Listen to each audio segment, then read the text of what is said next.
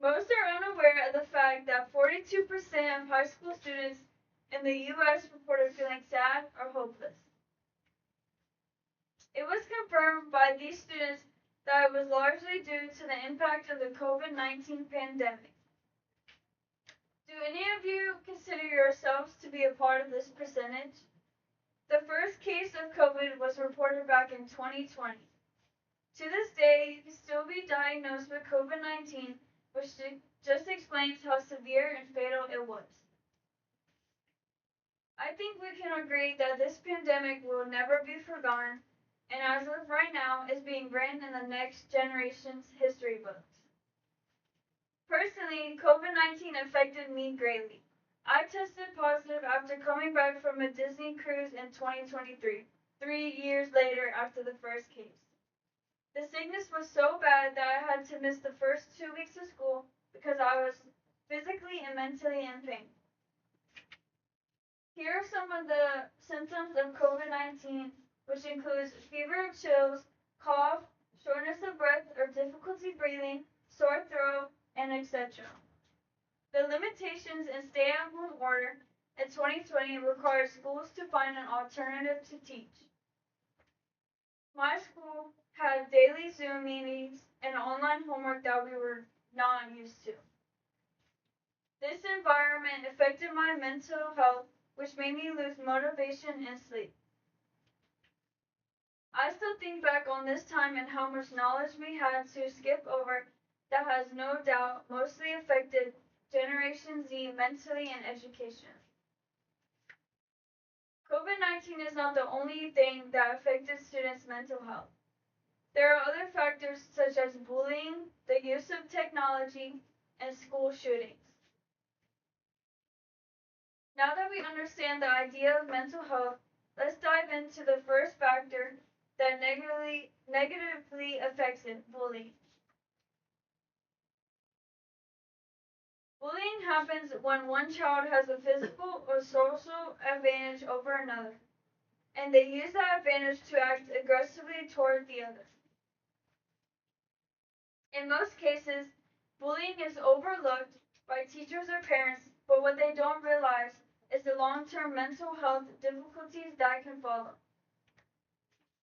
According to WebMD.com, bullying can lead to anxiety, depression, low self-esteem, and sleep deprivation. As hard as it is to acknowledge when a student is getting bullied, it's important to initiate a conversation to stop it before it gets worse or leads to more extreme causes, such as suicide. Suicide data and statistics reveal that suicide is the #1 leading cause of death in the United States. Therefore, every U.S. state requires to implement bullying prevention programs. So this can be a key solution for bullying, but 41% of students who have been bullied believe it will happen again and again. Communication and social and emotional programs will encourage students to control their emotions so they don't hurt others and detriment their mental health. Another unfavorable factor towards mental illness is the usage of technology in education. Technology is now the foundation of how we learn, work, and connect. Concerns for the usage of technology and time spent on social media only rise when people start to change and depend on it. If you have a good mental health, you are more likely to feel connected when using the internet.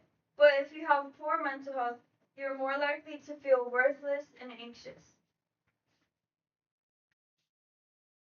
This is the governor of Florida, Ron DeSantis, and he has passed a law that bans the usage of iPhones and Apple Watches in classrooms to lead their focus more on schoolwork and to limit screen time. It was reported by the Mental Health America that 78.99% of children under the age of 18 rely on technology. This kind of reliance can promote dysfunctional relationships or attachments and even aggression in households, but most significantly in schools. Parents and teachers must take initiative by regulating screen time and providing more hands-on activities in classrooms that don't involve a computer. SafeSearch.com explains that by providing children with diverse hands-on learning experiences, parents and educators can foster a rich environment that support cognitive growth, curiosity, and a lifelong love of learning. Finally, the tragic events known as school shootings are another massive factor towards students' mental health.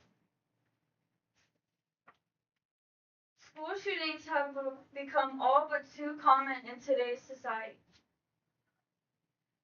As advanced as we are, no one can predict or prevent a school shooting in time.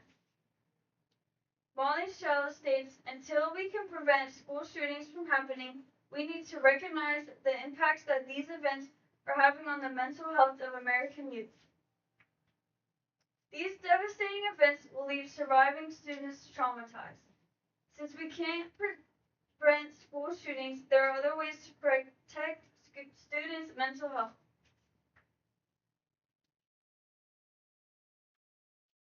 Mental health services can be provided after these events, safe spaces for the students to vent. Although researchers note that the fear of even experiencing this kind of event still contributes to teenagers' rising mental illness.